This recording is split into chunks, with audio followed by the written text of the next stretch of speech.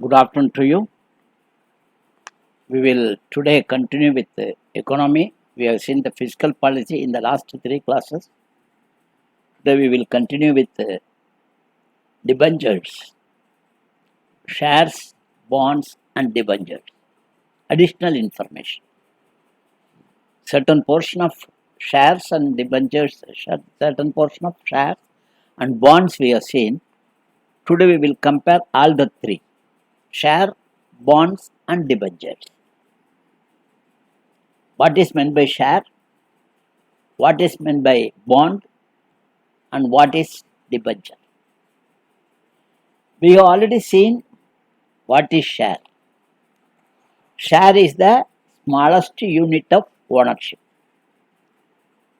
For example, a company issues 10,000 shares of rupees 10 each, so that the total capital comes to rupees 1 lakh.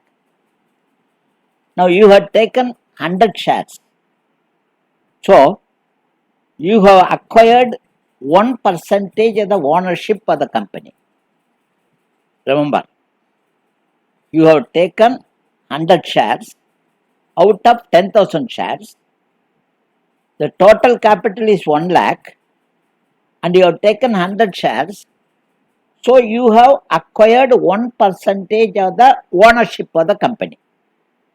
So remember, the share dilutes the ownership. Share dilutes the ownership. A shareholder gets the profit in the shape of dividend. The rate of dividend depends on the performance of the company. Dividend is nothing but the profit, and this profit is shared among the shareholders. So the share of the profit is called dividend. Supposing the company which I mentioned has made a profit of 10,000 rupees in 1 year, that profit will be divided among the shareholders. Sometimes the company may not give the entire profit to the shareholders, because some portion of the profit may be retained or some portion may be repumped, reinvested. Better the performance, more the dividend. Supposing the company had incurred a loss, the shareholder will not get any return. So, understand, certain amount of risk is involved in the shares. Now, there are two kinds of shares. One is equity shares, another is preference share. Supposing ABC starts a company with a capital of 10 crores. He invests 5 crore and he is called promoter of the company. So his ownership is 50%. Let us say he issues share for rupees 3.5 crore in the form of equity shares. So 35% of the total capital goes to the shareholders. Please understand, 50% he is the promoter, and 3.5 crore in the form of equity shares goes to the public. That is 35% of the total capital go to the public. They are the shareholders. The holding of promoters' capital and the common shareholders, that is equity holders, put together we call equity shareholders. Remember, again I repeat, the promoter's capital and the common shareholders, that is equity shareholders, put together we call equity shareholders. Remember, equity shareholders. Now, out of 10 crores total capital, we still have a balance of rupees 1.5 crore. So, this amount of share we can give to shareholders as preference shares. What is the name? Preference share. So 50% is promoter's quota, 35% is equity share, and 15% is preference share. Now let us see the difference between preference shareholders and the equity shareholders. Kindly appreciate, I have already told you promoters, equity shareholders and preference shareholders. Now let us see the difference between preference shareholders and the equity shareholders. In the case of preference shareholders, the dividend is normally fixed slightly more than the bond rate. If the interest on bond is say 11%, the dividend for the preference share would be around 14%. This is number one difference. Preference right shareholders had the first priority for dividend from profit after tax. Profit after tax, from this, the preference shareholders, they have the first priority of dividend from profit after tax. This is the second difference. Third is, in case the company is wound up, that is when the company became bankrupt,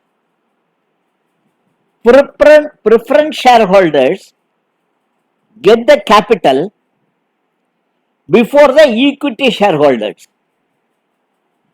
In other words, you sell the assets of the company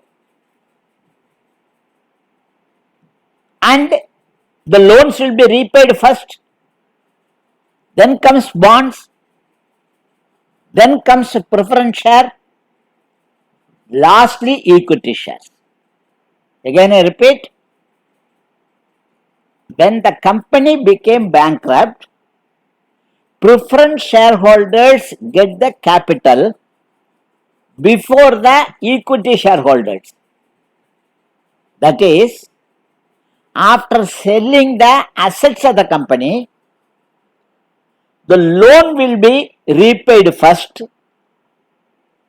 then comes the bonds, then third comes the preference share, and lastly equity shares.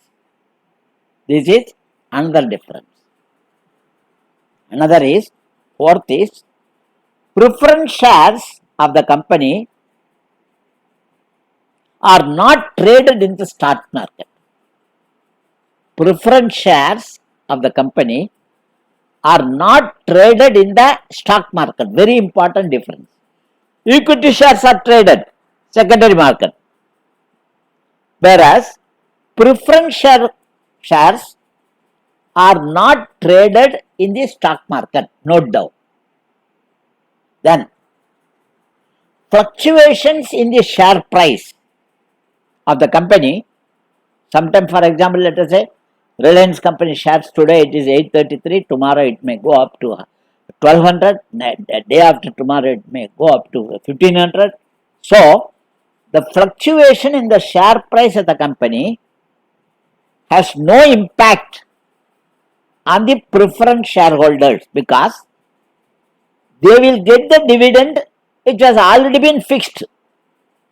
whether the company performs well or not, they are not worried. So, this is the fifth or sixth difference. Preference shareholders involve less risk and fixed returns, neither any abnormal profit nor any loss. This is the position of preference shareholders. Most importantly, preference shareholders have no voting right. Very, very, very important. Preference shareholders have no voting right in the decision making of the company. That is, they have no involvement in the management of the company. They are no doubt co-owners, but they have no control over the functioning of the company. Another important point you should remember is only large financial institutions are high net worth individuals, high net worth individual, HNI, high net worth individuals or venture capitalists can go for preference shares. Other stakeholders cannot go. Very important difference. That is, high net worth individuals or large financial institutions or venture capitalists can go for preference shares. Other stakeholders cannot go. Next is, the company can buy back the preference shares. The company can buy back the preference shares. And another important point is, the preference shares can be converted into common equity. Preference shares can be converted into common equity. Remember. Now the question is, normally the question will arise for everybody. If this is the position, why do you go for preference share? We have seen except voting right, almost everything is common. Why do you go for preference share?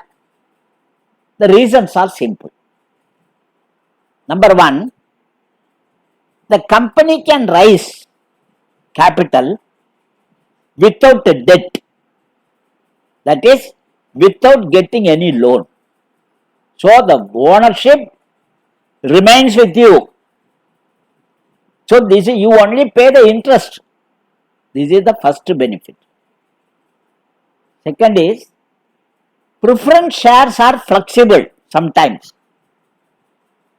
The company sometimes may need not make payment at all, or delay the payment of dividend in hard times. This is also one way of equity. This is also flexible to buy back, simultaneously retaining the ownership. That is a very important point. Now coming back to common equity shares, the profit on the share, I told you, depends on the performance of the company as well as the policy of the company. The dividend on the equity shares may be sometimes very high and sometimes very low. Dividend to equity shareholders are paid only after the preference shareholders, I told you. Similarly, the equity shareholders, the equity shares in fact, can be traded in stock market. It can be traded stock market. I told you preference share cannot be traded. Equity shares involve high risk but provides high return. It is always linked to the profit and share price of the company. Equity shareholders have the voting right and they have a say in the management of the company. Most importantly, for all the purposes, they are co-owners and they exercise control over the company. Now, only retail investors, institutional investors, mutual fund, pension fund, etc. can invest in equity shares. The company can buy back the equity shares. And in hard times, the equity is better because they can raise capital without debt. In addition, they need not pay the fixed return to the investors. In one way, this reduces the high debt. So we will continue this in the next class. Thank you.